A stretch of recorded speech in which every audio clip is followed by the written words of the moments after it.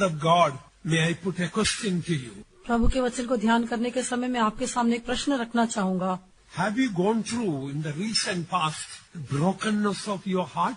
क्या आप अपने जीवन में अभी हाल ही में हृदय के टूटने की एक अवस्था में से होकर गुजरे हैं क्या? May, if I ask to raise a hand, perhaps many of you may raise the hand. I would not ask to do that. यदि मैं आपसे हाथ उठाने के लिए कहूँ तो मैं जानता हूँ कि आप में से अधिकतर लोग अपने हाथों को ऊंचा करेंगे, इस कारण से मैं अभी आपसे हाथ उठाने के लिए नहीं कहता हूँ। But do you know why God permitted the brokenness of your heart? लेकिन क्या आप जानते हैं कि परमेश्वर ने आपके जीवन में आपके हृदय को टूटने के लिए अनुमति क्यों दी? You may be questioning God, why God is letting my heart break? शायद आप प्रभु से प्रश्न पूछ रहे होंगे कि क्यों प्रभु ने मेरे जीवन में ऐसे हृदय टूटने की अनुमति दी? Perhaps looking at the problems you faced, your heart maybe today may be in a broken state also. शायद आपके जीवन की समस्याओं को देखकर अभी भी आपका हृदय शायद टूटी अवस्था में दिखाई देता होगा। Why God allows, a loving God allows our breaking of heart?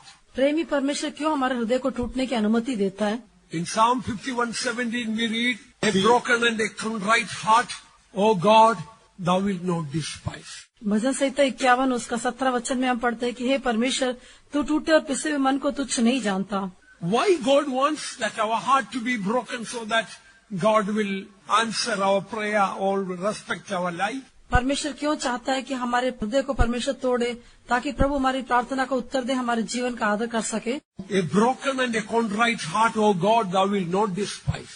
हे परमेश्वर, तू टूटे और पिसे हुए हृदय को तुच्छ नहीं जानता। Why God waits to answer our prayer till our hearts are broken? हमारे हृदय टूटने तक प्रभु हमारी प्रार्थना को उत्तर देने के लिए क्यों इंतजार करता है?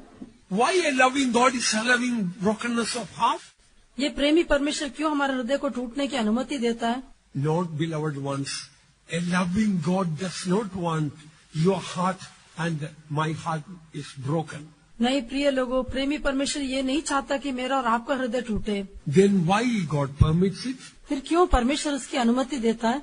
If I give a sweet, juicy mango to Pastor Jacob, यदि मैं एक बहुत मीठा आम पास्टर जेकब को दूं तो the smell is very good and a golden color. उसका सुगंध भी बहुत अच्छा है और अच्छा सुनहरा रंग है।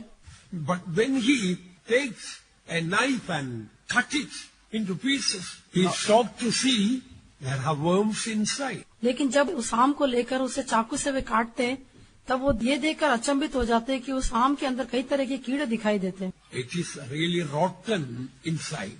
वो अंदर पूरी तरह से सड़ा हुआ है, But outside looking cannot be seen. Everything is so nice and good. लेकिन बाहर से देखने पर सब कुछ दिखाई नहीं देता। वो आम इतना अधिक अच्छा होकर दिखाई देता है। Beloved ones, there are so many times that is the state of our heart, that like the juicy mango. प्रिय लोगों, हमारे हृदय की अवस्था भी इसी प्रकार है। कई बार हम उस रस भरे आम के समान दिखाई देते हैं। We think we are quite all right. हम सोचते हैं हम तो बिल्कुल ठीक हैं। But when God one day will allow our heart to be broken, then we know what is in our heart. लेकिन जब परमेश्वर हमारे हृदय को टूटने की अनुमति देगा, तभी हम जान पाएंगे हमारे हृदय में क्या है। God knows what is in our heart. परमेश्वर जानता है कि हमारे हृदय में क्या है। But many of us, we do not know what is in our heart. लेकिन हमें से अधिकतर लोग नहीं जानते कि हमारे हृदय में क्या है। Many years ago, before I joined the ministry, I went to Bombay to get a job. सेवा में शामिल होने के पहले कई वर्षों पूर्व में मुंबई में नौकरी के लिए गया। And I went there, about 10 days passed by, I couldn't get any job. मैं वहाँ गया, 10 दिन बीत गए, लेकिन मुझे कोई काम नहीं मिला। I went around about 10 days looking for a job, I couldn't get. एक नौकरी के लिए मैं 10 दिन यहाँ वहाँ घूमता रहा, लेकिन मुझे कोई काम नहीं मिला। My money was almost spending on hotels and various other things. Hotel में और दूसरे कामों में मेरा पैसा लगभग खर्च होता गया। I did not know even a single person in Bombay. Mumbai में किसी भी व्यक्ति को जानता तक नहीं था। I had to move out soon out of the place where I was staying. उस समय तक मैं जहाँ रहता था वहाँ से मुझे जल्दी खाली करना था। No job, no money, no friends, no help, no accommodation. कोई नौकरी नहीं, कोई पैसा नहीं, कोई मित्र नहीं, कोई सहायता करने वाला नहीं, रहने का स्थान भी नहीं। My heart was really broken. मेरा हृदय लगभग टूट गया। Even to get a place to sit down and pray, it was difficult. बैठकर प्रार्थना करने के लिए भी स्थान मिलना मुश्किल था। One night I found a little place to sit down and pray. एक रात को मुझे बैठकर प्रार्थना करने के लिए एक स्थान मिला। I started crying to the Lord for a job. मैं नौकरी के लिए प्रभु के सम्मुख पर रोने लगा। My heart was really broken. मेरा हृदय बिल्कुल टूट गया था। When my heart was broken, I could see what was in my heart. जब मेरा हृदय टूटा तभी मैं जान पाया मेरे हृदय में क्या है। Terrible pride. भयंकर घमंड था। I thought because I had some rubbish certificates, I thought through that I will get some good job. मैंने सोचा मेरे पास कुछ योग्यता, कुछ प्रमाण पत्र है, उसके द्वारा मुझे एक अच्छा काम मिल जाएगा। I had so many boastings. I knew little bit of Hindi, little bit of broken English, so I thought I will get a job. मेरे अंदर कुछ घमंड की बातें थी। मैं सोच रहा था मुझे थोड़ा बहुत हिंदी मालूम है, टूटा फूटा अंग्रेजी मालूम है, इसलिए मुझे नौकरी मिल जाएगी। I saw what was in my heart. लेकिन उस दिन मैं जान गया मेरे हृदय में क्या है। Thank God for not giving me job. प्रभु ने मुझे काम नहीं दिया, उसके लिए मैंने प्रभु को धन्यवाद किया। Then I told the Lord what I need is not a job. फिर मैंने प्रभु से कहा कि हे प्रभु मुझे नौकरी नहीं चाहिए। This proud heart, Lord, you should change. हे प्रभु मेरे ये घमंड से भरा हुआ हृदय को तू बदल दे। I started weeping for my pride. मैं अपने घमंड के निमित्त रोने लगा। How long I cried, I didn't know. मैं नहीं जानता मैं कितना समय तक रो रहा था। Earlier I was praying for job, nothing happened. उसके पहले मैं नौकरी के लिए प्रार्थना करता था लेकिन कुछ नहीं हुआ। But that night after I cried for my pride, I slept like a little baby that night. लेकिन उस रात अपने घमंड के लिए प्रार्थना करने के पश्चात में एक छोटे बालक के समान सो गया। Absolutely no burden about the job.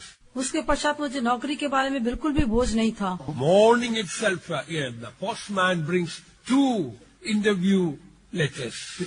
अगले दिन सुबह पोस्टमैन 2 नौकरी के लिए साक्षात्कार पत्रों को लेकर आया। Same day went for the interview and both places they selected, both places they asked me to come next day. उसी दिन मैंने 2 इंटरव्यू में हिस्सा लिया, दोनों में मुझे चुन लिया गया और अगले दिन मुझे दोनों स्थान में नौकरी के लिए बुलाया गया। I had to decide which one I should choose. फिर मुझे फैसला करना पड़ा कि कौन सा नौकरी मैं चुनूं। Beloved ones, that day I learned a great lesson. प्रिय लोगों, उस दिन मैंने एक अच्छा सबक सीखा। When you have a desperate material need, that shows you have a deeper, desperate spiritual need. जब आपको भौतिक रूप से बहुत अत्यावश्यक बात दिखाई देती है तो इसका अर्थ है आत्मिक रूप से भी आपके अंदर बहुत अत्यावश्यकता की बात पाई जाती है। True, you say, I have got a mountain of debt. शायद आप कह सकते होंगे कि मुझे पहाड़ के जैसा उधार है, And interest is going up. उसका ब्याज भी बढ़ता जा रहा है। I am praying, but the debt is increasing. मैं प्रार्थना तो करता हूँ लेकिन कर्ज बढ़ता जा रहा है। I don't know why God doesn't answer. मैं नहीं जानता प्रभु क्यों प्रार्थना का उत्तर नहीं देता। 20 years I am suffering with this sickness. मैं 20 सालों से इस बीमारी से पीड़ित हूँ। And now I am desperate. अभी मैं एक निराशा की अवस्था में हूँ। Oh, my family problem is so great. मेरी पारिवारिक समस्या इतनी बड़ी है। Marriage problem is so great. मेरी वैवाहिक समस्या इतनी बड़ी है। Oh, in my workplace I have lot of problem. नौकरी के सामने कई समस्याएं हैं। No, beloved ones, these are not the real problem. हाँ प्रिय लोगों, ये सच्ची समस्या नहीं है। When you have a desperate material need, definitely you have a desperate spiritual need. जब आपके अंदर अत्यावश्यकता के साथ एक भौतिक आवश्यकता है तो अत्यावश्यकता के साथ आपके जीवन में आत्मिक आवश्यकता भी होगी। The sad to say, many children of God, they are blind to the spiritual need. They only look at the material need and cry and pray. I need money, I need house, I need job, this and that. लेकिन दुख की बात यह है कि बहुत सारे लोग जो है अपने जीवन की अत्यावश्यकता की जो आत्मिक अनुभव उसके बारे में सोचे बिना जो भौतिक रूप से जो अत्यावश्यक बात है उसके बारे में सोचते हुए दुखी होकर मुझे घर चाहिए, मुझे पैसा चाहिए, मुझे नौकरी चाहिए, ऐसा बोल के प्रार्थना करते और रोते हैं। When you really realize in the midst of your material need, when your heart is broken into pieces, God wants you to look deep into the heart and see the spiritual need. जब आपकी भौतिक रूप से अत्यावश्यकता के अवसर पर आपका हृदय टूटी हुई अवस्था में दिखाई देता है तब परमेश्वर चाहता है कि आप उस अवस्था में आकर अपने हृदय की गहराई में क्या है करके पहचान लें। So today you are sitting with a broken heart. आज आप एक टूटे हुए हृदय के साथ बैठे होंगे। God was dealing with my pride. परमेश्वर मेरे घमंड के साथ व्यवहार कर रहा था। But God may be dealing with some other area of your spiritual life. शायद परमेश्वर आपके आत्मिक जीवन की किसी अन्य क्षेत्र से मुलाकात कर रहा होगा। You will really look in deep into your heart. आप अपने हृदय की गहराई में जब देखेंगे You see worms breeding in that mango inside. तो उस आम के अंदर आप उस कीड़े को चलते हुए देख पाएंगे। When you see your spiritual need, जब आप अपनी आत्मिक आवश्यकता को देखेंगे, material needs, you don't need to pray. They will just follow you. फिर आपको अपनी भौतिक आवश्यकताओं के लिए प्रार्थना करने की आवश्यकता नहीं, वो आशीषें आपको पीछे मिल जाएंगी। Surely goodness and mercy shall follow me all the days of my life. निश्चय भलाई और करुणा जीवन भर मेरे साथ साथ बनी रहेगी। You are wasting your time praying for money, praying for job, praying for your daughter's marriage, praying for this and that. अपने पैसे के लिए, नौकरी के लिए, नहीं तो घर के लिए या अपने बच्चों के विवाह के लिए आप ऐसे प्रार्थना करते रोते हुए अपने समय को बर्बाद कर रहे होंगे। True dear children of God, these are your desperate needs. हाँ प्रिय लोगों, ये सब आपकी अत्यावश्यक बातें हैं। But when your heart is broken, God wants to take you a deep look, a diligent look, and see there is something, a spiritual blessing God wants to give you. लेकिन जब आपका हृदय टूट जाएगा, उस समय प्रभु चाहता है कि आप गहराई में देखें, उसके द्वारा परमेश्वर आपको आत्मिक रूप से कुछ आशीष देना चाहता है। Some time ago, I found I had a particular affliction in my body. कुछ समय पहले मेरे शरीर में एक खास प्रकार का एक क्लेश दिखाई दिया। I prayed that physical affliction must not go in. मैंने प्रार्थना तो किया, लेकिन मेरा शरीर का क्लेश दूर नहीं हुआ। And one day I became desperate. एक दिन मैं बहुत ही निराश हो गया। I want urgently God to hear my prayer. प्रभु मेरी प्रार्थना सुनना चाहिए, ऐसे एक अत्यावश्यकता का बोध मुझे हुआ। Lord, I really need a healing. हाँ प्रभु, मुझे सचमुच चंगाई चाहिए। Because this has been continuing so long. क्योंकि ये तो बहुत समय से जारी रहा है। And because of that so many problems are there. उसके कारण कितनी समस्याएं भी आई हैं। One day as I was desperately praying. एक दिन जब मैं अत्यावश्यकता के बोध के साथ प्रार्थना कर रहा था, Then the Lord showed me. तब परमेश्वर ने मुझे एक बात दिखा के दी। You know that particular person who had this physical affliction? In your heart you despise that person. जब आपने किसी और व्यक्ति को शारीरिक क्लेश के साथ देखा, अपने हृदय में उसको तुच्छ जाना। I realized, yes Lord, that was very true. तब मैंने समझ लिया कि हाँ सच में ये बात वास्तविक है। Please forgive me for despising that particular person with that affliction. हाँ, उस खास व्यक्ति के जीवन में जो शारीरिक कष्ट था, उसको मैंने अपने हृदय से तुच्छ जाना था, मुझे क्षमा कर दें। Then the Lord healed me. तब प्रभु ने मुझे तुरंत चंगा किया। Beloved ones, we all are in this earthly house. प्रिय लोगों, हम सब इस भौमिक घर में या मिट्टी के घर में रहते हैं। You and I, we all have still so many weaknesses still to discover and to be sanctified. मेरे और आपके जीवन में और भी कई कमजोरियां हैं, कई तरह की निर्बलता है, जिसका हमें पता लगाकर और भी अपने आप को पवित्र करना है। But till you find that, you pray for your debt, Lord, I want to clear my debt, it may never ever be clear.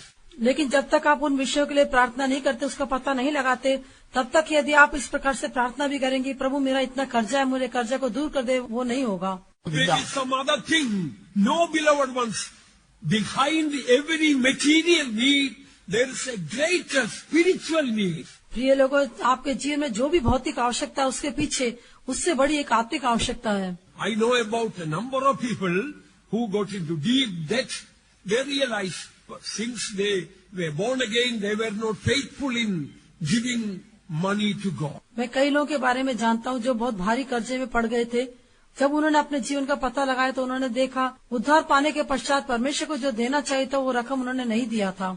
And after they started giving, wonderfully God cleared their debts. और जब उन्होंने वो परमेश्वर को देने का हिस्सा देना आरंभ किया, उसके बाद अद्भुत रूप से प्रभु ने उनके कर्ज को समस्या को दूर किया। And there are people after, oh, everything is cleared, I will give it to God. And nothing may be cleared and never they may give anything to God. सब कुछ ठीक होने के बाद मैं परमेश्वर को दूंगा, इस प्रकार से सोचने वालों के लिए कभी कुछ ठीक नहीं होगा और वो कभी भी प्रभु को कुछ दे नहीं पाएंगे। In brokenness, there is a blessing. टूटे हुए अनुभव में एक आशीष है। When God is breaking your heart, you must know there is a great blessing to follow. जब परमेश्वर आपके हृदय को तोड़ता है तो आपको समझ लेना चाहिए उसके पीछे एक बहुत बड़ी आशीष आपके लिए रखी गई है। Matthew 14:19 we read, and he commanded the multitude to sit down on the grass and took the 5 loaves and the 2 fishes, and looking up to heaven, he blessed and broke and gave the loaves to his disciples and the disciples to the multitude. मत्ती 14:19 में हम पढ़ते तब उसने लोगों को घास पर बैठने के लिए कहा और उन 5 रोटियों और 2 मछलियों को लिया और स्वर्ग की ओर देखकर धन्यवाद किया और रोटियां तोड़ तोड़ कर चेलों को दी और चेलों ने लोगों को। So here we find Jesus took bread and broke. यहाँ पर हम देखते यीशु ने रोटी लेकर तोड़ा। Although there are so many meanings for bread, for the time being, let us take that we are that bread. रोटी के लिए कई अर्थ है लेकिन इस समय के लिए हम ले सकते हम वो रोटी हैं। Looking up to heaven, he blessed and broke and gave. उसने स्वर्ग की ओर देखकर धन्यवाद किया और रोटियां तोड़कर चेलों को दी। Before breaking, what did Jesus do? तोड़ने के पहले यीशु ने क्या किया? He blessed उसने आशीष किया and broke. फिर तोड़ा। And the way he broke, I think no one else in the world might have broken. और जिस प्रकार उसने तोड़ा मैं सोचता हूँ संसार में किसी ने भी ऐसा नहीं तोड़ा होगा। None of us might have broken bread the way Jesus broke. यीशु ने जिस प्रकार रोटी को तोड़ा वैसा हमें से किसी ने कभी तोड़ा नहीं होगा। When we break, say, you take a loaf of bread, and when you are breaking it, you look to the bread and break. जब आप एक रोटी को लेकर तोड़ते तो तोड़ने के समय आप रोटी की ओर देखकर उससे तोड़ते हैं। But Jesus didn't look at the bread. लेकिन यीशु ने रोटी की ओर नहीं देखा। He looked to heaven and then he broke the. उसने रोटी हाथ में लेकर स्वर्ग की ओर देखते हुए उसे तोड़ा। Did any of your sisters in the kitchen, did you break any time bread looking up there and like this? People will think you are a mad woman. रसोई घर में काम करने वाली बहनों, यदि आप में से कोई भी इस प्रकार से रोटी को तोड़ने के समय स्वर्ग की ओर देखकर रोटी तोड़ता है तो लोग आपको देखकर पागल समझेंगे। Jesus looked to heaven and blessed and broke them. लेकिन यीशु ने स्वर्ग की ओर देखकर धन्यवाद किया और रोटी को तोड़ा। I told you, you are that bread. मैंने आपको बताया आप वो रोटी हैं। Jesus took the bread यीशु ने रोटी को हाथ में लिया and blessed. और उसे आशीष किया। Then only he broke. उसके बाद ही उसको तोड़ा। Precious child of God, प्रिय परमेश्वर के बहुमूल्य बच्चे, if your heart is being broken, यदि आपका हृदय तोड़ा गया है, you are very precious to God. आप परमेश्वर के लिए बहुत बहुमूल्य हैं। Don't be discouraged. आप निराश न हो। Don't question God. प्रभु से आप प्रश्न न पूछे। Lord, why you allow this problem, that problem to break my heart? हे प्रभु, इस समस्या को उस समस्या को मेरे हृदय को तोड़ने की आपने क्यों अनुमति दी, ऐसा न पूछे। If your heart is broken, it's a good sign you are in the hand of Jesus. यदि आपका हृदय तोड़ा गया है तो ये एक अच्छा चिन्ह है कि आप प्रभु के हाथ में हैं। And after Jesus blessed the bread, only he broke. यीशु मसीह ने रोटी को लेकर उसे आशीष किया, उसके बाद ही उसको तोड़ा। Beloved child of God, if you are being broken, that is a sure sign you are a blessed person. प्रिय परमेश्वर के बच्चे, यदि आप तोड़े जाते हैं तो वो एक सही निशानी है कि आप एक आशीषित व्यक्ति है। Listen, Jesus did not break the bread in the hand of the apostles, the disciples. फिर से ध्यान दीजिए, यीशु मसीह ने रोटी लेकर चेलों के हाथ में उसको नहीं तोड़ा। After giving to them, he didn't break in their hand. चेलों के हाथ में रोटी को देकर उनके हाथ में रखकर नहीं तोड़ा। In his hand, not in the disciples' hand, in his hand he broke. चेलों के हाथ में देकर नहीं, लेकिन अपने हाथ में रखते उसने तोड़ा। So when you are broken, dear child of God, you are in the hand of God. प्रिय परमेश्वर के बच्चे, जब आप तोड़े जाते हैं तो आप याद रखिए कि आप परमेश्वर के हाथ में हैं। You are precious to God, you are in the hand of God. आप परमेश्वर की दृष्टि में बहुमूल्य, आप उसके हाथों में हैं। When you are being broken, जब आप तोड़े जाते हैं, the way Jesus broke, he looked to heaven and broke. यीशु ने जिस प्रकार स्वर्ग की ओर देखकर रोटी को तोड़ा, That means when you are being broken, इसका अर्थ है कि जब आप तोड़े जाते हैं, don't look to man thinking that man is breaking you. No. मनुष्य आपको तोड़ता है ऐसा सोचकर मनुष्य की ओर न देखें। Jesus, while breaking, he looked to heaven. यीशु ने तोड़ने के समय स्वर्ग की ओर देखा। When you are being broken, look to heaven. जब आप तोड़े जाते तो आप स्वर्ग की ओर देखें। Don't look to man and say, that man is breaking me. No. मनुष्य की ओर देखकर ये न कहे कि वो मनुष्य मुझे तोड़ता है। नहीं, ऐसा नहीं है। Then God cannot make you a real blessing. ऐसा होने से प्रभु आपको एक सच्ची आशीष होकर नहीं बदलेगा। When Jesus looked to heaven and broke the bread, जिस प्रकार यीशु मसीह ने स्वर्ग की ओर देखकर रोटी को तोड़ा, when you are being broken, look to heaven. जब आप तोड़े जाते तो आप स्वर्ग की ओर दृष्टि करें। Then you will know there is a great blessing to follow. तब आप जान लेंगे कि एक आशीष आपके पीछे आने वाली है।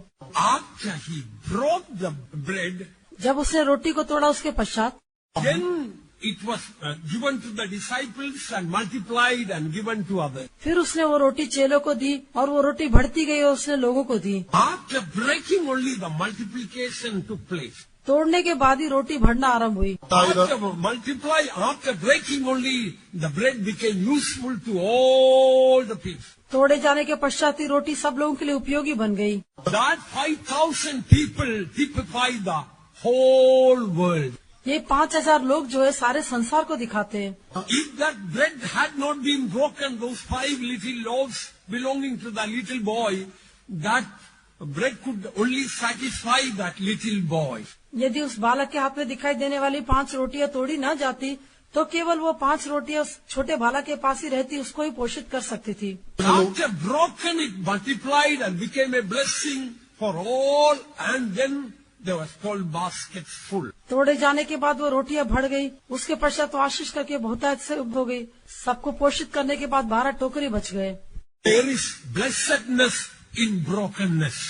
तोड़े जाने के अनुभव में एक आशीष है। There is a great blessedness in brokenness. तोड़े जाने के अनुभव में एक बहुत बड़ी आशीष है। When you are broken, if you look at man, you will become bitter against them, you will get angry against them, and the plan of God will never be fulfilled in.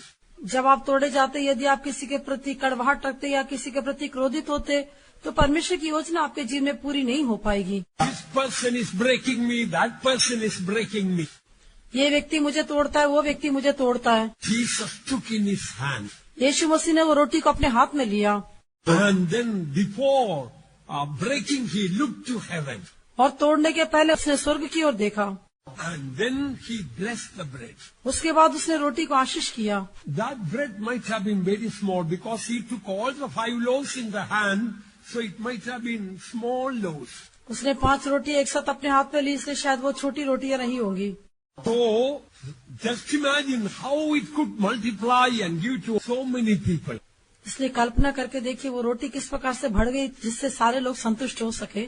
Beloved ones, God wants that we may become a blessing to the whole world. प्रिय लोगों, परमेश्वर चाहता है कि हम सारे संसार के लिए आशीष का कारण बन जाएं। Before we become a blessing to the whole world, God wants a brokenness in us. सारे संसार के लिए हम आशीष का कारण बनने के पहले प्रभु हमारे जीवन में एक टूटने के अनुभव को चाहता है। There is a great divine purpose in breaking us. हाँ, हमें तोड़ने के विषय में एक बड़ा ईश्वरीय उद्देश्य है। In Job chapter 16 verse 14 we read, God breaketh me with breach upon breach. अय्यूब की पुस्तक 16 अध्याय के 14 वचन में हम पढ़ते कि वह मुझे चोट पर चोट पहुंचाकर घायल करता है। So, read it. He breaketh me with breach upon breach. वह शूर की नाई मुझ पर धावा करके मुझे चोट पर चोट पहुंचाकर घायल करता है। So, why God was breaking him breach upon breach? क्यों परमेश्वर उसको चोट पर चोट पहुंचाकर घायल कर रहा था? In the first chapter we all know God himself gave a good certificate about Job. There was no greater saint than Job in that whole world during that time. अय्यूब के जीवन बिताने के दिनों में संसार में उसके समान और कोई पवित्र व्यक्ति संत नहीं था। ऐसा पहले अध्याय में हम देखते हैं कि परमेश्वर स्वयं ऐसा उसके बारे में गवाही देता है। That man here, look at the way God was breaking him. लेकिन ऐसे एक व्यक्ति को देखिए परमेश्वर किस प्रकार तोड़ रहा था। Why did God break him? क्यों परमेश्वर ने उसको ऐसा तोड़ा? The answer is in Job chapter 23 verse 16.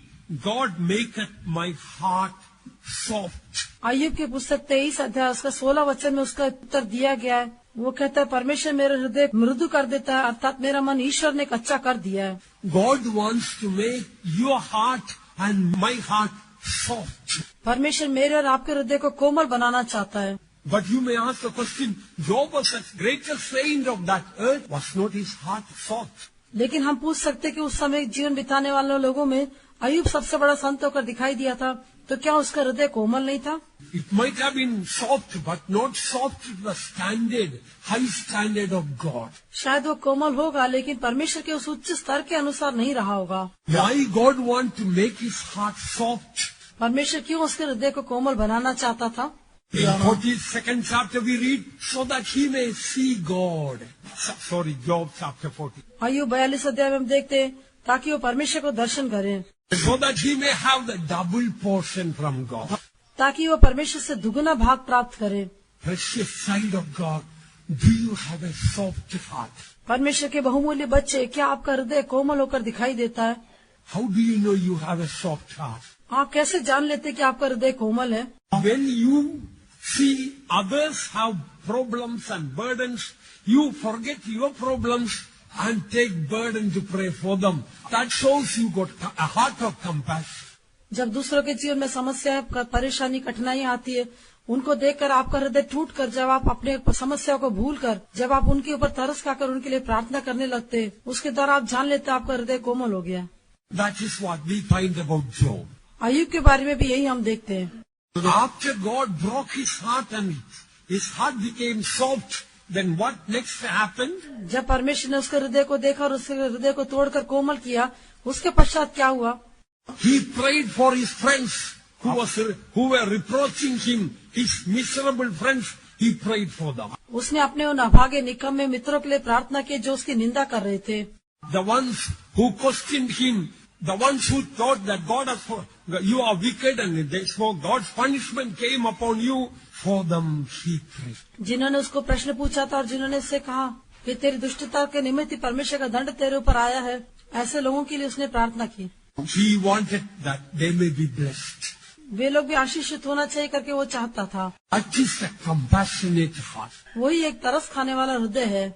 If the people who persecuted you and your enemies, when they become sick and weak and say, he is learning a lesson, I want to tell you, your heart is harder than a rock. जब आपको सताने वाले, आपको परेशान करने वाले लोग बीमार हो जाते हैं, उनके शरीर में कुछ कष्ट आता है, तो यदि आप कहते कि अच्छी बातें वो लोग एक सबक सीखना चाहिए, तो इसका अर्थ है कि आपका हृदय चट्टान के समान कठोर होकर दिखाई देता है।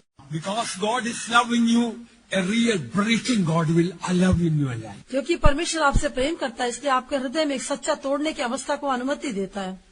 When you find your enemies are in trouble and difficulty, sickness, do you feel a real compassion to cry and pray for them? आज जब आप देखते हैं आपके शत्रु कई तरह की परेशानी में, कुछ बीमारी की अवस्था में कष्ट उठा रहे हैं, तो क्या सचमुच उनके ऊपर आप तरस खा के प्रार्थना करने का आपको हृदय होता है? If you don't have that one, beloved ones, you have to admit, you don't have a soft heart. प्रिय लोगों, यदि आपका हृदय ऐसा नहीं है तो आपको इस बात को मान लेना होगा कि आपका हृदय कोमल नहीं है। Remember, dear children of God, our God is expert in breaking the heart and our God is expert in healing the heart. प्रिय परमेश्वर के बच्चे, इस बात को आप जान लेना चाहिए, हमारा परमेश्वर हृदय को तोड़ने में भी माहिर है, इतना ही नहीं टूटे हुए हृदय को जोड़ने में भी, उनको चंगा करने के लिए भी वो माहिर होकर दिखाई देता है। God knows what type of heart you and I have. परमेश्वर जानता है कि आपका और मेरा हृदय कैसा है। If your heart is very hard and the instrument God will use to break your heart also will be very hard. यदि आपका हृदय बहुत कठोर होकर दिखाई देता है, तो आपके हृदय को तोड़ने के लिए परमेश्वर जिस उपकरण का इस्तेमाल करेगा वो भी बहुत कठोर होगा। We read in Isaiah chapter 28, please read verse 27 and 28, that God is using different instruments to bruise different type of corns or grains. यशायाह की पुस्तक 28वें अध्याय उसका 27 और 28वें वचन में हम देखते अलग अलग प्रकार के अन्न को दावने के लिए परमेश्वर अलग अलग प्रकार के उपकरणों का इस्तेमाल करता है। So here we find hard type of corns. Some iron instruments have to be used. Hard instruments have to be used. यहाँ पर हम देखते हैं कि जो कठोर अन्न होकर दिखाई देता है, उसके लिए कुछ कठोर तरह के उपकरणों की आवश्यकता होती है।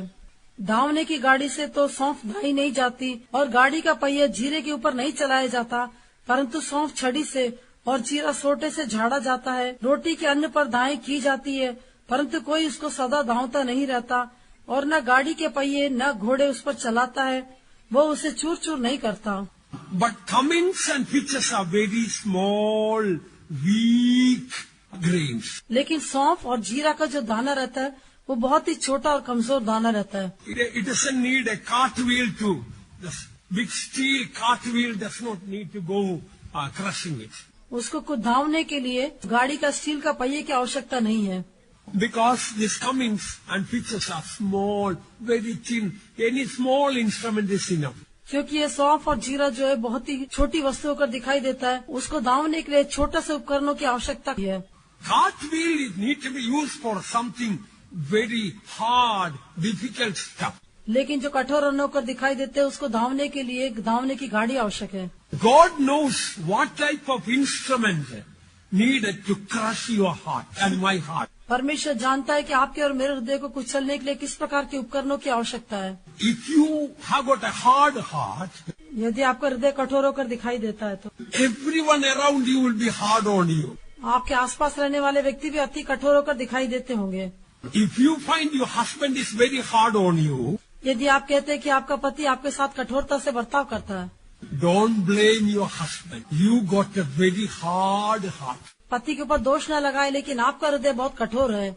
Your husband needs to be a cartwheel to crush you. इसलिए आपको तोड़ने के लिए पति को एक गाड़ी का पहिया होकर बनना आवश्यक है। Husbands also may have the same problem. पतियों की भी वही समस्या रही होगी। You think that your wife is all the time nagging you. यदि आप सोचते कि पत्नी आपको हमेशा सताती रहती है, No, you got a hard heart. नहीं, आपका हृदय कठोर है। That is why God graciously gave you a wonderful wife. इसलिए परमेश्वर ने अपने अनुग्रह से आपको एक अद्भुत पत्नी दी है। Hallelujah! Hallelujah. Everybody didn't say hallelujah. शायद सबने हालेलुया नहीं कहा। Hallelujah! Hallelujah. Thank you very much. God knows the state of our heart. परमेश्वर हमारे हृदय की अवस्था को जानता है। If you got a stubborn heart, everybody in the family, you say, everybody is stubborn. यदि आपका हृदय हठीला होकर दिखाई देता है तो आप क्या कहेंगे? आपके परिवार के सब लोग हठीले होकर पाए जाते हैं। Don't pray, Lord, change my husband. मेरे पति को बदल दे, ऐसा प्रार्थना न करें। Don't pray to change my wife. मेरी पत्नी को बदल दे, ऐसा बोल के आप प्रार्थना न करें। Don't pray to change my mother-in-law and daughter-in-law, etc. मेरी सास को, मेरी बहू को बदल दे, ऐसा कह के आप प्रार्थना करने की आवश्यकता नहीं। That is God's business. You don't need to do what God has to do. वो तो परमेश्वर का काम है। परमेश्वर को जो कुछ करना है वो आप न करें। In the right time, God will do it. सही समय पर परमेश्वर वो काम करेगा। What God wants to do in your heart and my heart, that we may be changed. आपके और मेरे हृदय में परमेश्वर यही करना चाहता है कि हम बदल जाएं। Pastor Paul used to say, pastor Paul इस प्रकार कहा करते थे, if anybody is disobeying me, I don't need to blame that person, because when I examine, I could see there are times I didn't obey God. यदि कोई मेरी आज्ञा नहीं मानता तो उसके लिए किसी और के ऊपर दोष लगाने की आवश्यकता नहीं है, क्योंकि यदि मैं अपने जीवन को जब जांच के देखूंगा तो कई बार मैंने परमेश्वर के विरोध में अनाज्ञाकारी की है। If somebody is mocking you and rejecting you, यदि कोई आपका ठट्टा करता है, आपको तुच्छ जानता है, don't get bitter against them. उनके प्रति आप कड़वाहट न रखें। There are times we despised and we rejected others, and God allows that to happen. ऐसे समय थे जब हमने दूसरों को रद्द किया, दूसरों को तुच्छ जाना, इसलिए परमेश्वर ने ऐसे एक अनुभव के लिए अनुमति दी है। The problem that is outside you see is the reflection, echo of the problem you have inside. बाहर आप जिस समस्या को देखते वो आपके भीतर में दिखाई देने वाली समस्या का प्रतिबिंब होकर पाया जाता है। We see an example about in the Old Testament Joseph. पुराने नियम में हम उसका एक उदाहरण के रूप में यूसुफ को देखते हैं। You know, Joseph's brothers were very hard on Joseph. हम जानते हैं कि यूसुफ के भाई जो है यूसुफ के प्रति बहुत अधिक कठोर होकर दिखाई दिए थे। And after many years, और अनेक वर्षों के पश्चात they went to buy corn in Egypt in famine. अकाल के समय जब वे मिस्र में अन्न मोल लेने के लिए गए, Then the governor was very hard on those brothers. तब ये इन वस्तुओं का जो अधिकारी था वो इन लोगों के प्रति बहुत ही कठोर होकर दिखाई दिया। The governor started dealing very roughly with them. वो हाकिम उनके साथ बहुत कठोरता से बर्ताव करने लगा। And one of the brother and Simon, that governor, bound them. उनके एक भाई शमोन को उस हाकिम ने बंदीगृह में डाल दिया। Of course, they did not know that. Governor was their own brother Joseph. They did not know that. लेकिन वे लोग नहीं जानते थे कि ये जो अधिकारी होकर दिखाई देने वाला था वो उनका अपना भाई यूसुफ है। Then you know, when the governor was very hard on them, you know what did they say? जब वो अधिकारी उनके साथ कठोरता से बर्ताव करने लगा तब उन्होंने क्या कहा? They whispered and told many years ago, we were very hard on our brother Joseph. That is why God allowed this. तब उन्होंने आपस में इस प्रकार से बातचीत करके कहा, कई वर्षों के पहले हम अपने भाई के प्रति इतना कठोरता से बर्ताव किया, इसी कारण से अभी हमारे जीवन में ऐसा हुआ है। Of course, they did not realize Joseph could understand that language. वे लोग इस बात को नहीं जानते थे कि यूसुफ उस भाषा को समझ सकता था। Beloved ones, that is the correct attitude we should have. प्रिय लोग, हमारी मनोवृत्ति ऐसी होनी चाहिए। If somebody is hard on me, it's because how many times I have been hard on others. यदि कोई मेरे साथ कठोरता से बर्ताव करता है तो इसका अर्थ है कि मैं भी कई बार कई लोगों से कठोरता से मैंने बर्ताव किया है। If somebody is troubling me rather than getting bitter against her, how many times I troubled others. यदि कोई मुझे सताता है तो उसके प्रति कड़वाहट रखने की बजाय मुझे अपने आप को जांच के देखना चाहिए, मैंने कितनी बार दूसरों को सताया है। We must take the moral responsibility of the actions of others towards us upon ourselves. संक्षेप में कहे तो दूसरे लोग हमारे प्रति जो करते वो उनकी सारी जिम्मेदारी हमें अपने ऊपर लेना है। Even in your company, in the office, somebody, maybe your boss or subordinate may be very hard on you. शायद आपकी कंपनी में भी हो सकता है आपका बॉस या आपका अधिकारी आपके प्रति बहुत कठोरता से बर्ताव करता होगा। Don't blame that person. उस व्यक्ति के ऊपर दोष न लगाएं। Your heart is broken. आपका हृदय तोड़ा गया है। You examine and see what is the reason. आप जांच के देखिए कि उसका कारण क्या है। Then we will find so many worms breeding in our heart. तब अपने हृदय के अंदर हम बहुत से कीड़ों को चलते हुए देख पाएंगे। Then the psalmist prayed, create in me a clean heart, O God, and renew a right spirit within me. तब भजन लिखने वाले ने जिस प्रकार प्रार्थना की हम भी प्रार्थना कर सकते, हे परमेश्वर मेरे अंदर एक शुद्ध मन उत्पन्न कर और स्थिर आत्मा मेरे अंदर नए सिरे से उत्पन्न कर। God allows breaking to change us. हमें बदलने के लिए परमेश्वर तोड़ने की अनुमति देता है। We read in the word of God, the vessel was marred in the hands of the potter. वचन में हम देखते हैं कि कुमार के हाथ में मिट्टी का बर्तन जब बिगड़ गया, In the potter's hand, the pot was marred, broken. Kumar के हाथ में मिट्टी का बर्तन जब बिगड़ गया, And then we read, he makes another pot after his own heart. फिर हम पढ़ते हैं कि अपनी समझ के अनुसार वो उसका एक दूसरा बर्तन होकर बनाता है। Yes, it is true. David had a broken and a contrite heart. But remember, finally God made his heart as a heart after the heart of God. हाँ, ये सच है कि दाऊद का हृदय पहले कोमल होकर टूटा पिसा हुआ हृदय होकर दिखाई दिया था, लेकिन बाद में हम देखते परमेश्वर ने उसके हृदय को अपने मन के अनुसार एक हृदय होकर बना दिया। I don't know whether you are getting the burden of my heart through the message. इस संदेश के द्वारा मेरे हृदय के बोझ को क्या आप जान पाते हैं कि नहीं, मैं नहीं समझता। You are wasting your time praying to get the money to get rid of your debts. अपने कर्ज को दूर करने के लिए पैसे के लिए मांगते मांगते आप अपने समय को, अपनी ऊर्जा को, आप शक्ति को बर्बाद कर रहे हैं। Oh, I am living in a small rented house. I am praying for 25 years for a little house. Nothing happened. मैं किराए के घर में रहता हूँ, 25 वर्षों से मैं घर के लिए प्रार्थना कर रहा हूँ, लेकिन अभी तक कुछ नहीं हो पाया। Oh, I have been waiting looking for a job, but so far I couldn't get one. इतने दिन से मैं एक नौकरी के लिए इंतजार कर रहा हूँ, लेकिन अभी तक मुझे कुछ नौकरी नहीं मिली। Still your spiritual eyes are blind. अभी भी आपकी आत्मिक आंखें अंधी होकर दिखाई देती है। Do you think your loving heavenly Father allows all these problems because God is very cruel on you? क्या आप सोचते हैं कि आपका प्रेमी परमेश्वर आपके जीवन में इन समस्याओं की अनुमति देता है क्योंकि आपके प्रति वो बहुत क्रूर है?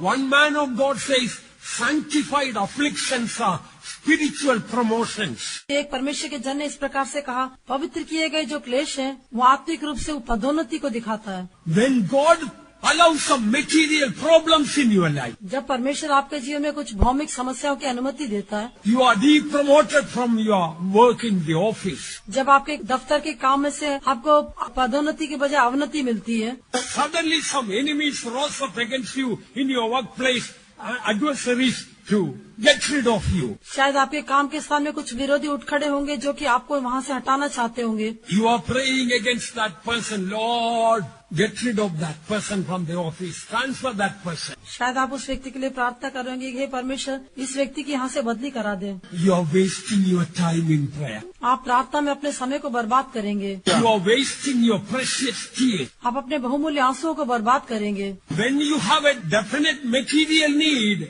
beloved child of God, definitely you have got a desperate spiritual need. जब आपको भौतिक रूप से एक अत्यावश्यकता की अवस्था दिखाई देती है तो इसका अर्थ है कि आप आत्मिक रूप से भी एक अत्यावश्यकता के अनुभव में पाए जाते हैं। And you must discover that spiritual need. उस आत्मिक आवश्यकता को आपको क्या है पता लगाना होगा। Then wonderfully you will see the hand of God solving that problem, and also spiritually you go forward. तब अद्भुत रूप से आप परमेश्वर के हाथ को देख पाएंगे जो आपकी समस्या को दूर करता है और आप आगे बढ़ पाएंगे। God wants that we may, when we go to the presence of God, we may become desperate. परमेश्वर चाहता है जब हम उसके सम्मुख में जाते तो हम अत्यावश्यकता के साथ दिखाई दें। If you are not desperate in receiving blessing from God, God will not be desperate in giving you blessings also. यदि आप परमेश्वर से आशीष पाने के लिए अत्यावश्यकता के बोध के साथ दिखाई नहीं देते तो आपको आशीष देने के लिए परमेश्वर एक अत्यावश्यकता के बोध के साथ पाया नहीं जाएगा। Broken and a contrite heart, O God, thou wilt not despise. हे परमेश्वर तू टूटे और पिसे हुए हृदय को तुच्छ नहीं जानता। Some time ago, one of our believers sent me a letter. कुछ दिनों पहले एक विश्वासी ने मुझे एक पत्र लिखा। He told me what happened in his house. उन्होंने मुझे बताया कि उनके घर में क्या हुआ था। While he was lying on his couch, his little baby was playing in the court. जब वे खाट पर लेटे हुए तो उस समय उनका छोटा बालक खाट पर खेल रहा था। Father was enjoying seeing the child playing. पिता अपने बच्चे को खाट पर खेलते हुए देखकर आनंदित हो रहा था।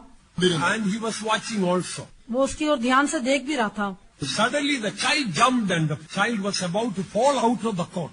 अचानक ही वो बच्चा कूदा और वो पलंग से नीचे गिरने की अवस्था में आया। He could only catch hold of the little tiny hand of the child and pull the child from falling down and lift it up. बच्चे का हाथ ही केवल उसके हाथ में आया, उसको हाथ से खींचकर उसने पलंग के ऊपर लिटा दिया। But as he forcefully, with great strength, he lifted up the child's hand got sprained and the child started yelling with pain. जब उसने अपने हाथ से बच्चे को इतनी ऊंची शक्ति के साथ उठाया, बच्चा दर्द के मारे चीखने लगा क्योंकि उसके हाथ में मोच आ गई थी। It really broke the father's heart into thousands of pieces, so to say. इसके कारण पिता का हृदय हजारों टुकड़े में बट गया। He desperately cried, "Oh God, heal my child now." अत्यावश्यकता के बोध के साथ उसने परमेश्वर की ओर देखकर दुहाई दी, हे परमेश्वर मेरे बच्चे को अभी चंगा कर दे। That very second, the child stopped crying and got healed. उसी क्षण बच्चे ने रोना बंद कर दिया और उसे चंगाई मिल गई। And he heard a voice from heaven. और तब उसने स्वर्ग से एक आवाज को सुना, This is the way I want my children to pray.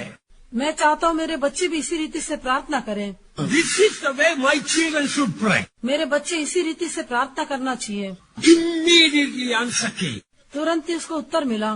This is why 3 o'clock we are coming together here. इसलिए दोपहर को 3 बजे हम यहाँ पर आने वाले हैं।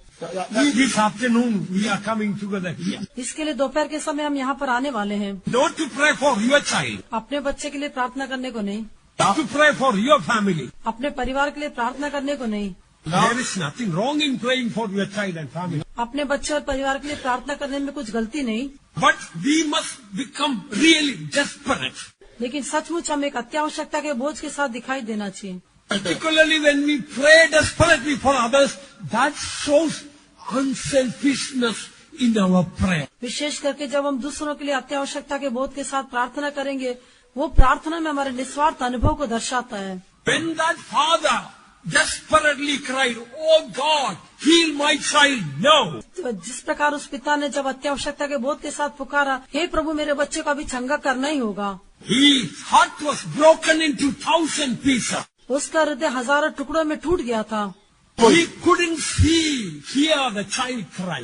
वो बच्चों को रोते हुए देखना सहन नहीं कर पा रहा था। And the desperate prayer, God wonderfully, immediately answered. अत्यावश्यकता के साथ की गई उसकी प्रार्थना का परमेश्वर ने अद्भुत रूप से तुरंत ही जवाब दिया। We must take a real burden. So many people, not only in our church, outside, other Pentecostal churches, nominal churches, other heathen may be coming. We must have an unselfish, broken heart to cry out for them. कितने ही हमारे कलीसिया के विश्वासी केवल ही नहीं, दूसरे Pentecostal कलीसिया के लोग या दूसरी नामधारी कलीसिया के लोग या कई हजारों लोग यहाँ पर आएंगे। उनके लिए परमेश्वर की अत्यावश्यकता के बोध के साथ प्रार्थना करने के लिए हमारे अंदर एक तरस खाने वाला हृदय होना चाहिए। वही एक निस्वार्थ प्रार्थना है। Unless we are broken, God cannot make us a blessing. जब तक हमारा हृदय तोड़ा नहीं जाता, हम एक आशीष का कारण नहीं बन सकते। There is a great blessedness in brokenness. तोड़े जाने में एक बहुत बड़ी आशीष है। And we read in Isaiah 53 verse 10, it pleased the Father to bruise Jesus or to break Jesus. यशायाह 53वें अध्याय के 10वें वचन में हम देखते हैं कि यहोवा को यही भाया कि अपने पुत्र यीशु को कुचले।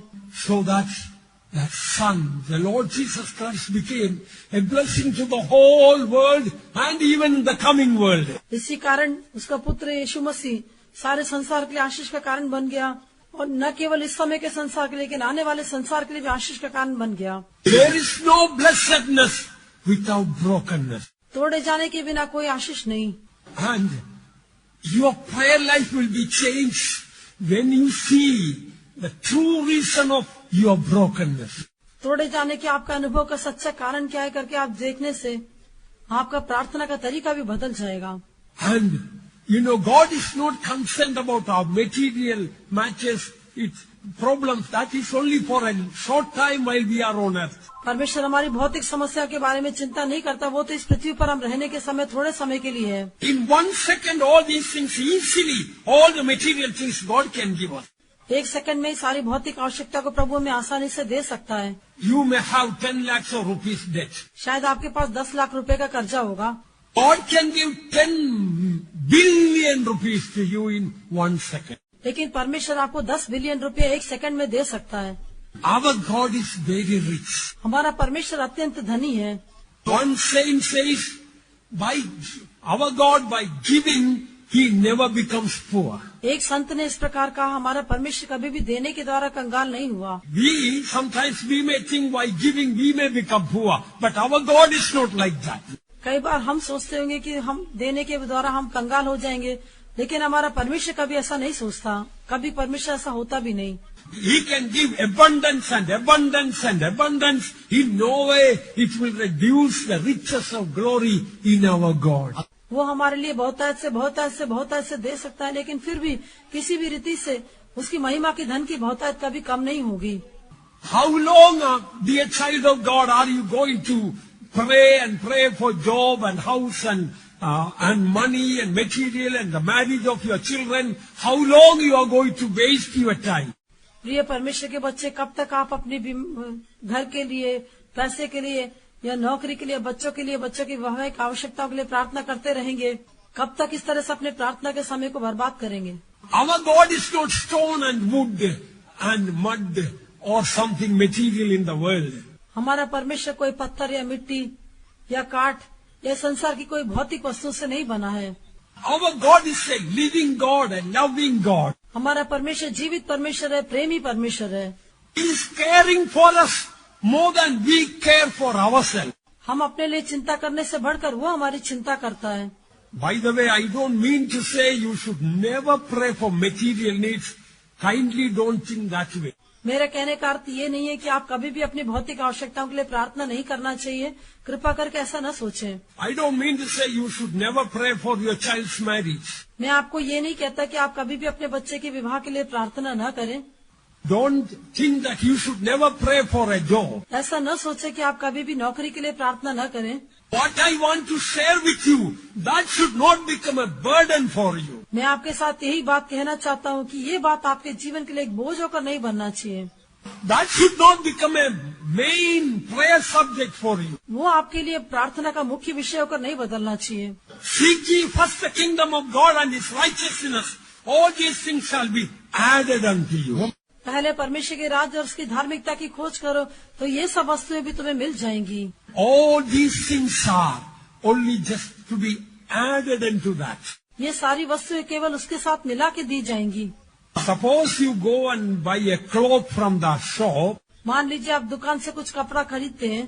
When you pay for that cloth, जब आप उस घड़ी के लिए एक घड़ी खरीदते हैं और घड़ी के लिए पैसा देते हैं, the man on the counter, after taking the money, he will put this in a plastic bag or in a wrapper and give to you.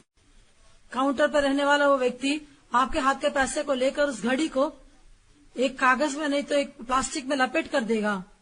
For that plastic bag, he doesn't ask money. उस plastic bag के लिए वो आपसे अलग से पैसा नहीं मांगता। When you pay for this, plastic bag is added to you. जब आप घड़ी के लिए पैसा देते हैं तो प्लास्टिक बैग भी साथ में मिला के दिया जाता है। Similarly, seek ye first the kingdom of God and His righteousness, then the plastic bag will be added unto you. उसी प्रकार से पहले परमेश्वर के राज्य और उसके धर्म की खोज करे तो ये प्लास्टिक बैग भी साथ में मिल जाएगा। All the material needs are like plastic bag. सभी भौतिक आवश्यकता इस प्लास्टिक के बैग के समान है। When you are willing to pay the price for the spiritual blessings, जब आप आत्मिक आशीषों के लिए कीमत चुकाने के लिए तैयार होते हैं, oh, this plastic bag will be, you don't need to ask for it. The man after taking the money will put that in a plastic bag and give it to you. तो आपको plastic bag के लिए मांगने की आवश्यकता नहीं। वो व्यक्ति जो काउंटर पर रहने वाले व्यक्ति आपका पैसे को लेकर वो प्लास्टिक बैग में डालकर आपको दे देगा। And not only this, your spiritual life will shine with the glory of God. इतना ही नहीं, आपका आत्मिक जीवन परमेश्वर की महिमा से चमकने लगेगा। I have only just few minutes more. In that touch, I want to finish my message. मेरे सामने थोड़ा ही समय शेष रह गया, उसमें मैं अपने संदेश को समाप्त करना चाहता हूँ। In the Bible, we read in Acts of the Apostles, chapter 6 and 7, about the trial that Stephen faced. पवित्र शास्त्र में हम प्रेरितों के काम की पुस्तक 6वां और 7वें अध्याय में देखते हैं उस परीक्षा के बारे में जिसको स्टीफन उसने सामना किया। He was brought to, so to say, he was brought to the Supreme Court of the Jews. उसको यहूदियों के सुप्रीम कोर्ट में लाया गया। And he was accused of the worst crime, blaspheming God. और सबसे बड़ा अपराध परमेश्वर की निंदा करना, इस अपराध के साथ उसको दोषी ठहराया गया। For Jews, that was worse than murder. यहूदियों के लिए ये पाप हत्या से भी बढ़कर था। Stephen was accused of the worst crime. Stephen उसको इस भयंकर अपराध का दोषी ठहराया गया। And the punishment was to stone the person to death. उसके लिए जो दंड था वो ये था, उस व्यक्ति को पत्थरवा करके मार डालना है। Then they were ready to stone him to death. वे लोग उसको पत्थरवा करके मारने के लिए तैयार थे। He was in the deepest distress of his life. वो अपने जीवन के भयंकर संकट की अवस्था में था। A real time of deep distress. एक भयंकर संकट का सबसे विकट समय में आ गया। When you know what did Stephen do? तब आप जानते उस समय स्टीफन उसने क्या किया। Please read Acts chapter 7 verse 54 and 55. प्रेरितों के काम 7वां अध्याय उसका 54 और 55 वचन को पढ़े। ये बातें सुनकर वे जल गए और उस पर दांत पीसने लगे, परंतु उसने पवित्र आत्मा से परिपूर्ण होकर स्वर्ग की ओर देखा और परमेश्वर की महिमा की और यीशु को परमेश्वर की ओर दाहिना ओर खड़ा देखकर। All around there was trouble. उसके चारों ओर समस्याएं थी। There was nobody to support Stephen. Stephen उसका सहायता करने के लिए कोई भी नहीं था। He was in the deepest trouble. वो सबसे गहरे संकट में था। All the people around him were his adversaries. उसके चारों ओर दिखाई देने वाले सभी लोग उसके विरोधी थे। Then what did he do? तब उसने क्या किया? He looked steadfastly to heaven. उसने सीधे स्वर्ग की ओर दृष्टि लगाई। When you are facing the greatest trial and problem in your life, जब आप अपने जीवन में सबसे बड़ी कष्ट और परीक्षा का सामना करते हैं, when you are going through brokenness, जब आप तोड़े जाने की अवस्था में से जाते हैं, when your heart is broken into 1,000 pieces, जब आपका हृदय 1000 टुकड़ों में बट जाता है, before breaking, Jesus looked to heaven, and as Stephen being broken looked to heaven, we must look to heaven. तोड़ने के पहले जिस प्रकार से यीशु मसीह ने स्वर्ग की ओर देखा, स्टीफन उसने भी जिस प्रकार पत्थर आके पहले स्वर्ग की ओर देखा, वैसे हम अपनी आंखें स्वर्ग की ओर लगाएं। When he looked, something very special happened. जब उसने स्वर्ग की ओर दृष्टि लगाई तो एक विशेष बात हुई। Did you know what he saw? क्या आप जानते हैं उसने क्या देखा? He saw the glory of God. There are so many people who may see the glory of God. उसने परमेश्वर की महिमा को देखा। बहुत सारे लोग परमेश्वर की महिमा को देखते हैं, But something very special happened. लेकिन वहाँ पर विशेष रूप से कुछ और हुआ। What was that? वो क्या था? Jesus not sitting at the right hand of the Father, but standing on the right hand of the Father. उसने यीशु मसीह को पिता के दाहिने हाथ में बैठे हुए नहीं, लेकिन पिता के दाहिने हाथ में उसको खड़े हुए देखा। You know, in all other places in the Bible we read, Jesus sitting at the right hand of the Father. क्या आप जानते हैं पवित्र शास्त्र में बाकी सभी स्थानों में इस प्रकार लिखा है, यीशु मसीह पिता के दाहिने हाथ पर बैठा है।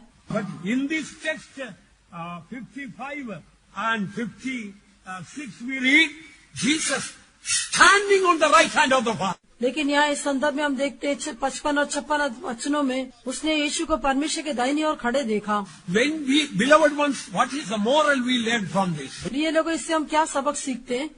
When you are broken into 1,000 pieces, जब आप हजारों टुकड़ों में तोड़े जाते हैं, when there is no one around to help you, to comfort you, to solace you, जब आपको शांति देने के लिए, आपको तसल्ली देने के लिए आपके चारों तरफ आपको कोई दिखाई नहीं देगा, everybody is rejecting you, जब सब लोग आपको रद्द कर देते हैं, everybody is despising you, जब सब लोग आपको तुच्छ जानते हैं, all are ready to stone you, जब सब लोग आपको पत्थरवाह करने के लिए तैयार हो जाते हैं, that is the time we have to steadfastly look to heaven. यही समय कि जब आपको स्थिरता से स्वर्ग की ओर देखना है। When he saw the glory of God, उसने परमेश्वर की महिमा को देखा, and he did not see Jesus sitting at the right hand of the Father like in other texts, but standing on the right hand of the Father. जैसा दूसरे संदर्भों में हुआ है, वैसे उसने यीशु मसीह को पिता के दाहिने हाथ पर बैठे हुए नहीं देखा, लेकिन पिता के दाहिने हाथ में यीशु को उसने खड़े हुए देखा। Precious child of God, परमेश्वर के बहुमूल्य बच्चे, when your heart is broken into pieces, जब आपका हृदय टुकड़े टुकड़े होकर टूट जाता है, with that broken heart when you look to heaven, उस टूटे हुए हृदय से जब आप स्वर्ग की ओर देखते हैं, Jesus cannot sit at the right hand of God. फिर यीशु मसीह पिता के दाहिने हाथ में बैठ नहीं सकता। He will rise up from the throne and stand to fight for you, to help you. वो अपने सिंहासन पर से उठकर आपकी सहायता करने के लिए उठ खड़ा होगा, आपके लिए युद्ध करेगा। What a comfort it is! Jesus not seated, but he's standing at the right hand of the Father. यीशु पिता के दाहिने हाथ पर बैठा नहीं, लेकिन पिता के दाहिने हाथ पर खड़ा हुआ दिखाई देता है। कितना एक आशीषित बात है। Then how was the face of Stephen? उस समय स्टीफन, उसका चेहरा कैसा था? In few seconds or minutes he was going to die. कुछ समय के अंदर ही उसे पत्थरवाह करके मार डालना था। All around people are ready to stone him. उसके चारों ओर खड़े हुए लोग पत्थर लेकर मारने के लिए तैयार थे। We read in the word of God the very murderers who were about to stone him to death, when they looked at Stephen, Stephen's face was like a sweet, calm, holy angel. हम देखते कि उसको पत्थरवाह करने के लिए आए हुए लोगों ने पत्थर हाथ में लेकर जब उसकी ओर दृष्टि की, तो उन्होंने उसके चेहरे को स्वर्गदूत के समान, उसका महिमा से भरा हुआ चेहरा देखा, जो स्वर्गदूतों के समान दिखाई दे रहा था। Can you imagine a dying man's face is like a sweet, calm, holy angel. एक मरने वाले व्यक्ति का चेहरा क्या इस प्रकार से नम्र होकर, शांत होकर, परमेश्वर के स्वर्गदूत के चेहरे के समान एक पवित्र चेहरा होकर दिखाई दे सकता है? In everything is all right. We have good health and wealth and name and fame. We may smile like an angel, that anybody may do. जब हमारे पास नाम होगा, प्रशंसा होगी, सब कुछ हो अच्छा रहने के समय, तो उस समय हमारा चेहरा शायद स्वर्गदूत के समान दिखाई दे सकता है। When everything is going wrong, लेकिन जब सब कुछ बुरी रीति से होता है, you are about to die. Everybody has rejected you. जब आपके ऊपर झूठा आरोप लगा के आपको दंड दिया जाता है, You are falsely accused and punished. जब आपके ऊपर झूठा आरोप लगा के आपको दंड दिया जाता है, Naturally, people will cry. तब स्वाभाविक रूप से लोग रोने लगेंगे। They have self-pity, poor me, everybody is rejecting. उनके अंदर एक आत्मग्लानि का अनुभव होगा कि हाँ, सब लोग मुझे रद्द कर देते हैं, Everybody is hating me. सभी लोग मुझसे नफरत करते हैं, Everybody is trying to stone. सभी लोग मेरे ऊपर पत्थरवाह करने की चर्चा करते हैं। Beloved ones, हे प्रिय लोगों, yes, today some of you have come with a broken heart. हाँ, आज आप में से कई लोग एक टूटे हुए हृदय के साथ आए होंगे। Don't look around. Look up. अपने चारों ओर न देखें, लेकिन ऊपर की ओर दृष्टि करें। And you see the glory of God. तब आप परमेश्वर की महिमा को देख पाएंगे। With a broken heart when you look, your loving Jesus will not sit on the comfortable throne at the right hand of the Father. He will rise up and stand to fight for you. जब आप उसके संतानों का टूटे और पिसे हृदय के साथ स्वर्ग की ओर दृष्टि करेंगे, तो आपको देखकर वो सहन कर नहीं पाएगा। पिता के दाहिने हाथ पर बैठा हुआ पुत्र आपके लिए उठ खड़ा होगा। Then your face will be shining like an angel. तब आपका चेहरा स्वर्गदूत के समान चमकने लगेगा। You will go from glory to glory. आप महिमा से महिमा की ओर बढ़ते जाएंगे। No devil will be able to touch you. कोई भी शैतान आपको छू नहीं पाएगा। No sin will be afraid to touch you. कोई भी पाप आपको छूने से डरेगा। Oh, you will not be afraid of sickness. Sickness will be afraid of you. हाँ, आप बीमारी से नहीं डरेंगे, लेकिन बीमारी आपको देखकर डरेगी। You will go from glory to glory and will appear in Zion and New Jerusalem. आप महिमा से महिमा की ओर बढ़ते जाएंगे और सिय्योन में नए यरूशलेम में पिता के साथ दिखाई देंगे। May God bless you. प्रभु आपको आशीष करे।